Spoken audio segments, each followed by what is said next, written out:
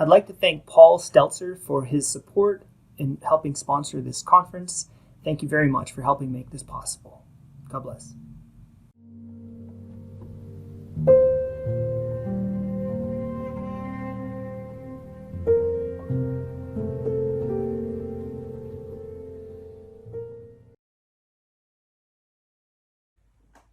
Hey everybody, it's Hudson. I'm really happy to be giving 2 talks for this conference, and I really hope you're enjoying yourself so far. This talk won't be about my story with sexuality or LGBTQ stuff or any of that stuff, or friendship. This stuff is actually a different story. It's how I came to faith, most specifically through the lens of mathematics. And I'm just going to dabble into little things about this, but the short story is, I remember in my early 20s and being confronted with this idea that if the church is true and if mathematics is true, then it follows that they will point to each other, or they will support each other. They won't contradict each other. And I was like, oh, okay. So if I keep pursuing the truth of mathematics, and of course mathematics is just, we use a language created by humans to describe an underlying truth that something can't be what it's not. It's the principle of non-contradiction, like 2 is not the same as 3, all that kind of stuff. I could pursue that, and I would end up at stuff that was basically upheld by the Catholic Church, and then I actually pursued that, and it was true, and I couldn't believe it. Time after time after time, I was pursuing like distinctions based on the principle of non-contradiction in mathematics, and then I would cross-reference it later and be like, holy smokes, the church upholds this to be true. So it was kind of like a backwards way of discovering the beautiful truths of the faith, but it was still super cool. And thinking about math really got me out of having to think about writing essays and stuff like that. So my intentions while I was young were not necessarily the best to go into mathematics, but honestly, there is nothing more fascinating. It's the closest thing to the language of God that I can think of. And it's such a blessing that we can have that mathematics, which crosses all barriers of culture and language at the same time, which is super cool. So anyway, so there I was, thinking about mathematics, and I had just taken a university course on prime numbers. This is where it kind of all began. First the thought, if math is true, but then so I'm thinking about these things with prime numbers. Actually, back it up. I was involved in some sketchy New Age stuff back in the day, way back in the day, and talking about wavelengths and all that kind of stuff. And I didn't know what I was talking about, but I know those are roads I have renounced. There's some wacky stuff that happened that is a different story. So anyway, I was thinking, then I learned about prime numbers, and I learned in my university class that there's different types of proofs or setups by Euclid and Euler. These are mathematicians, where they discovered that if you crank out the mathematical formulas, you come to a conclusion that even if you have the biggest prime number ever, there's still another prime number that is yet to be known that still exists. Okay? Now, a prime number, that is one that only has 2 factors. Like the number 5, you can only build a 5 in multiplication by saying 1 times 5 or 5 times 1. So that's a prime number. 5 is a prime number. Or 6 is not a prime number because you can go 1 times 6 or 2 times 3. So that's not a prime number. So these special group of numbers called prime numbers are really something. And they're very special. And they're very, for mathy people, this is a big deal. And I was thinking to myself, okay, what about all these wacky wavelengths that I was thinking about? So I didn't know anything about wavelengths very much either, other than that there's an amplitude, okay? And if a wavelength has an amplitude, I thought, well, wait a second, what if that amplitude from the baseline to the peak of the wave, so to speak, what if that amplitude was, in fact, the biggest prime number ever in our universe? And what if that wavelength had an amplitude that was so big, so that's the height, right? That was so big that the top of the wave touched the edge of the universe on one end and the bottom of the wave touched the edge of the universe on the other. It'd be like the biggest wavelength possible in our universe. And I was like, oh my gosh, this is wild. What if that could be measured by some kind of unit that was a prime number amount of those units, whatever unit it is? And it was like, because then I was like, wait a second, if there's always another prime number that's yet to be discovered, and you have a wavelength that goes from the tip of the universe on one end to the tip of the universe of the other, that is the greatest prime number of units apart in amplitude, then it follows that a greater amplitude, a greater prime number, so a greater amplitude and a greater wavelength must exist sometime in the future. It doesn't even exist yet in our universe, but as our universe expands, it will eventually exist. And so that greater prime number wavelength in the present moment, at the earlier snapshot in time, would not exist in our universe, but it could be anticipated. But this was the thing, anticipated where? Anticipated beyond the threshold of the edge of the universe. And as the universe expands, that greater prime number wave, or the wave with the larger amplitude, would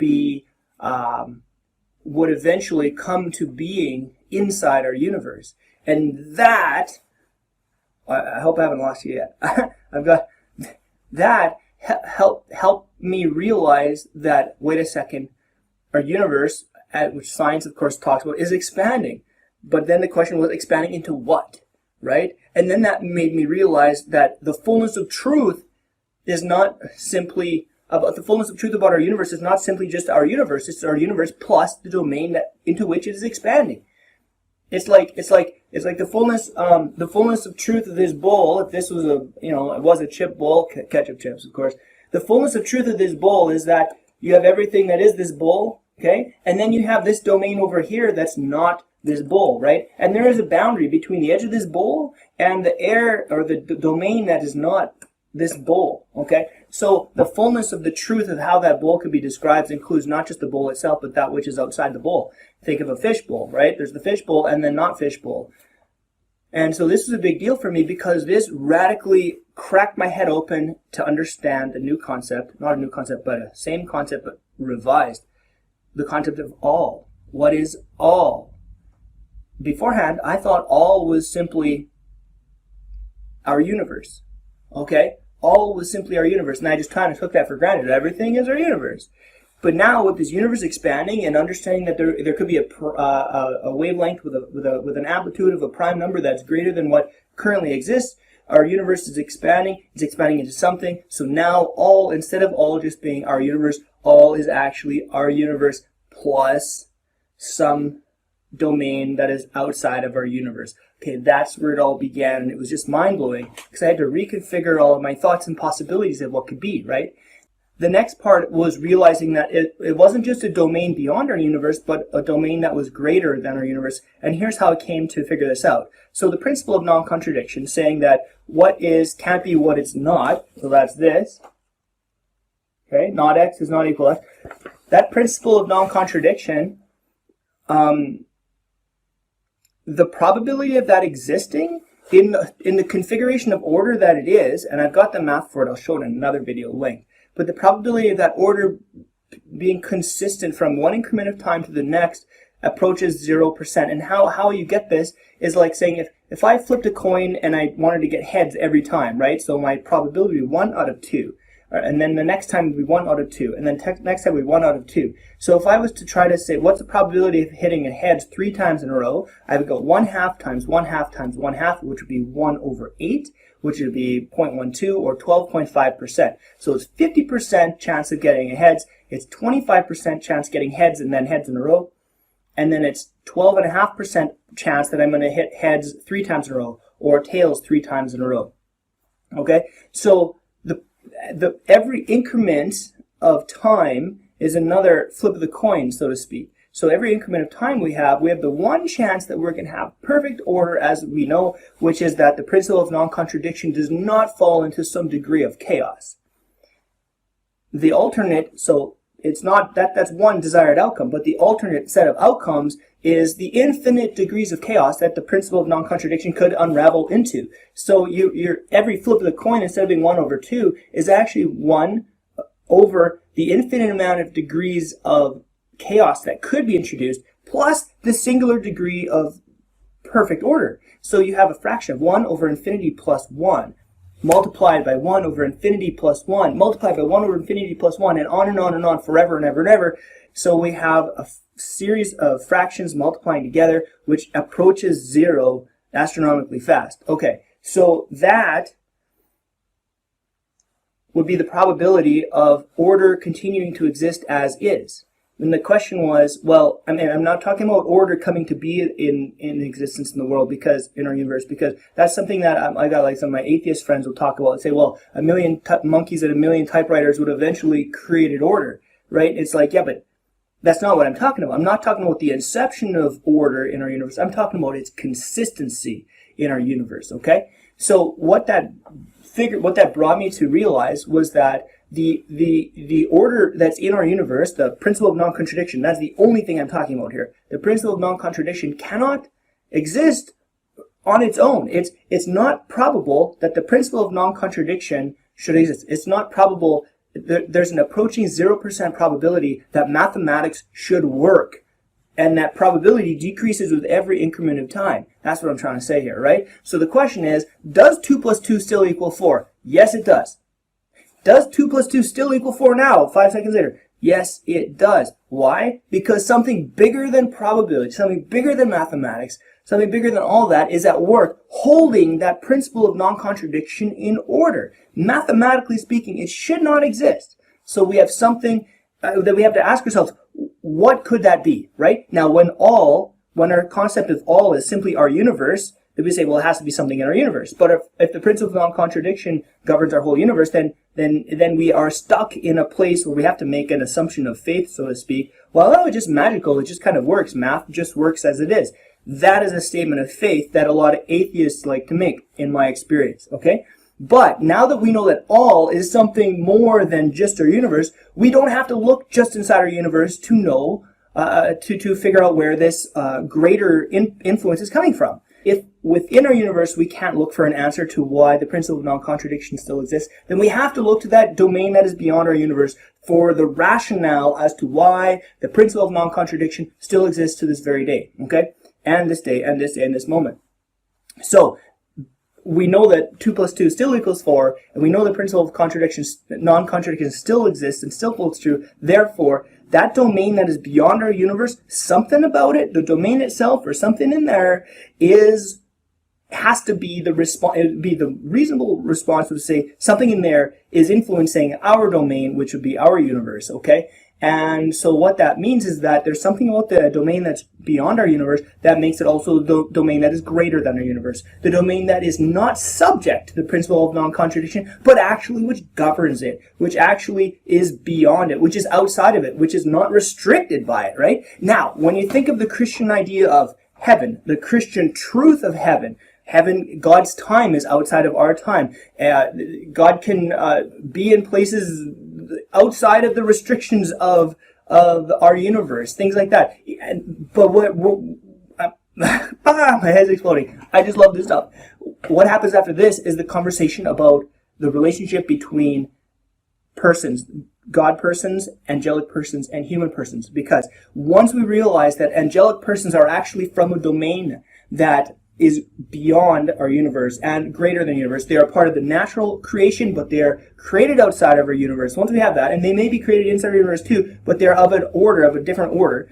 Well, first of all, we know that the domain that's greater than our universe, the domain that's beyond our universe, which is also greater than the universe, has to be of a higher order than our universe because it is not subject to the rules that are in our universe, that have been authored into the universe. It is not subject to. Therefore, it follows that anything that is of that greater domain, anything that is of the domain that's greater than the universe, is also not subject to the boundaries and the limitations and parameters of our universe. So, therefore, if angels have been created in the extra universal domain, the domain that is outside of our universe, if angels have been created out of there, they are not limited by all the things we're limited to. They're not limited to time and space and travel and all that kind of stuff in the way that we are. And that is hugely important, because if we don't understand what angels are capable of, then we're going to underestimate the damage they can do. I'm talking about those unholy fallen angels, okay? This is the big point. This is what made me drop to my knees in prayer, is realizing that, oh my Lord, even like the most useless angel that has fallen, if there could be, right? The useless fall, the lowest of the fallen angels, because he is of a domain that is greater than us in our universe. He is of a higher order of being. He is a higher ordered person.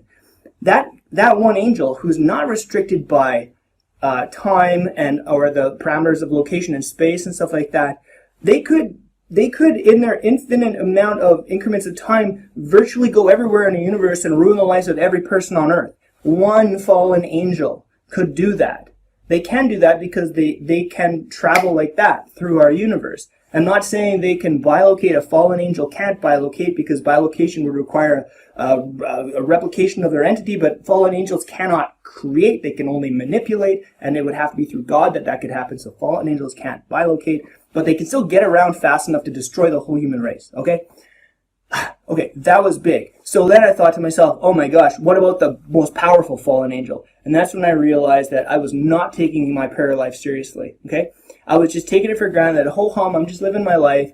And yeah, I mean, you know, I've watched cartoons when Sylvester the cat dies, he becomes an angel. Yeah, you know, you get your angel wings if something happens. Like, things like that, we are not taking this seriously. If we want to understand the necessity of prayer, we have to understand who's against us. And our holy angels are with us, but our fallen angels, the fallen angels are against us. And of course, God permits them to wreak havoc on our life and prowl upon this world seeking the ruin of souls, and to access us so that we may be strengthened in our faith.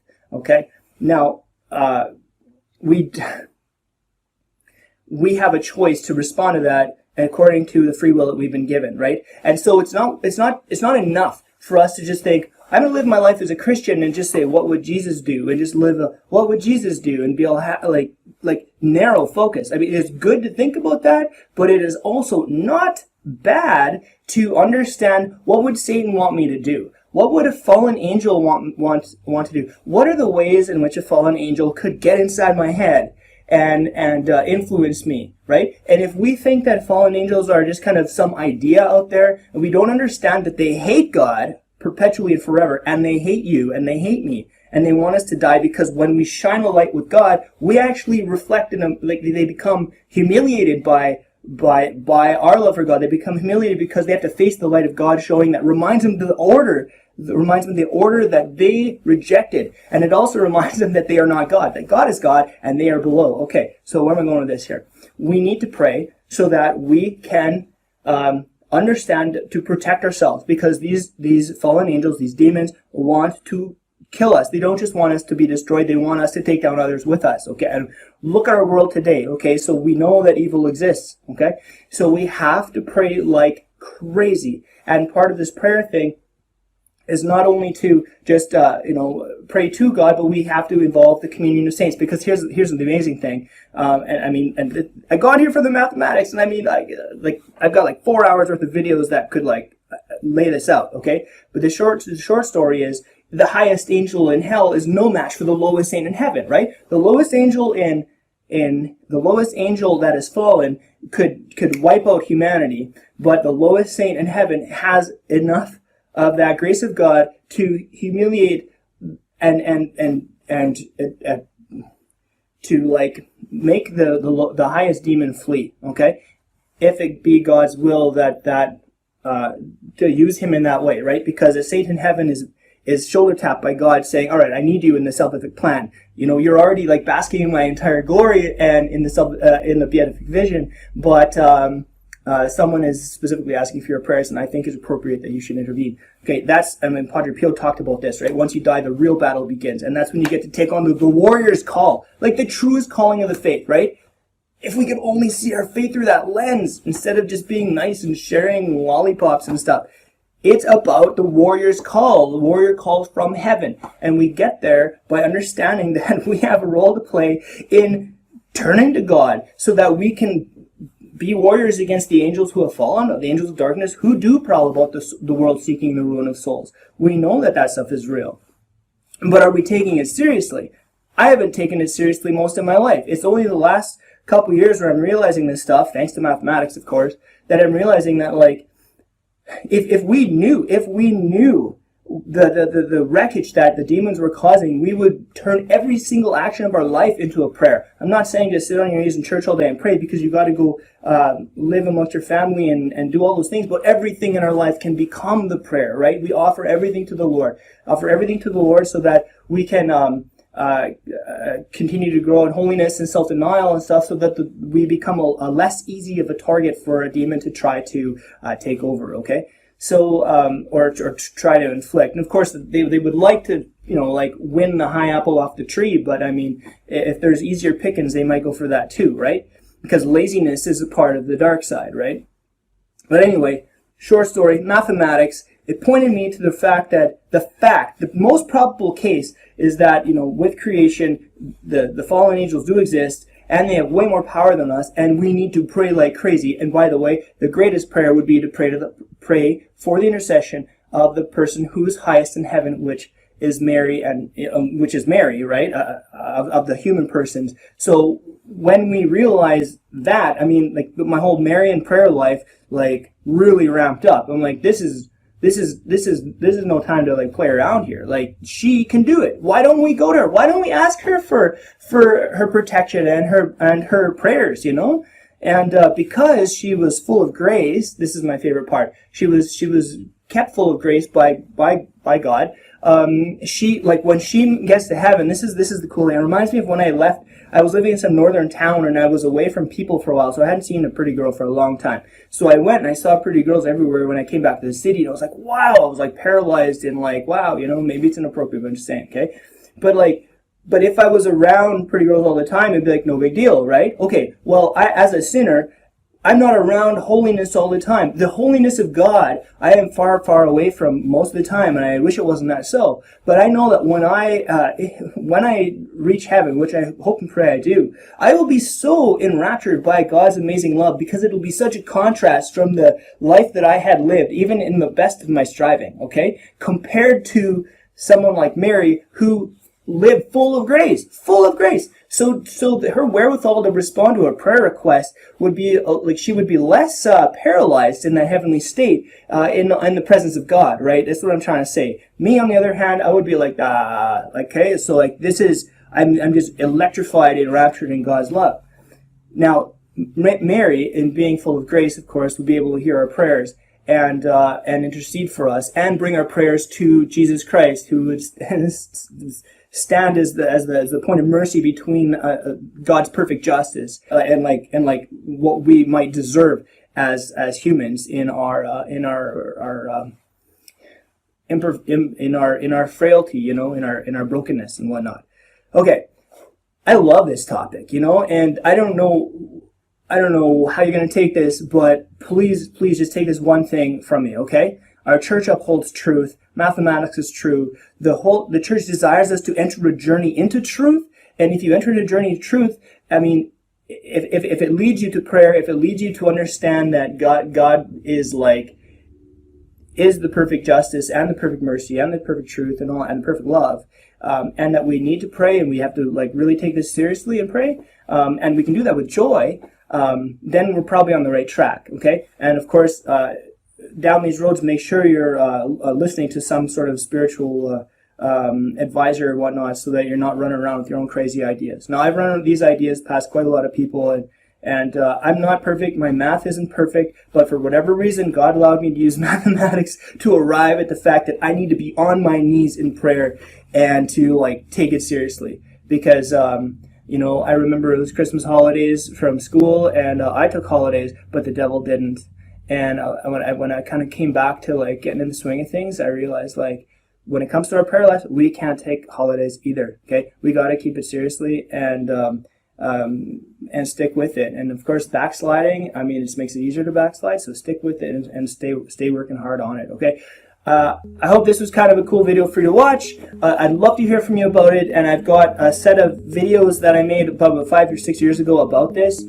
Just private videos. I've only, anyway, if you want to check them out, give me a shout. And I love this stuff. Thank you so much for watching. God is so good. He is the author of mathematics, and God be praised with every breath. Okay, God bless you all.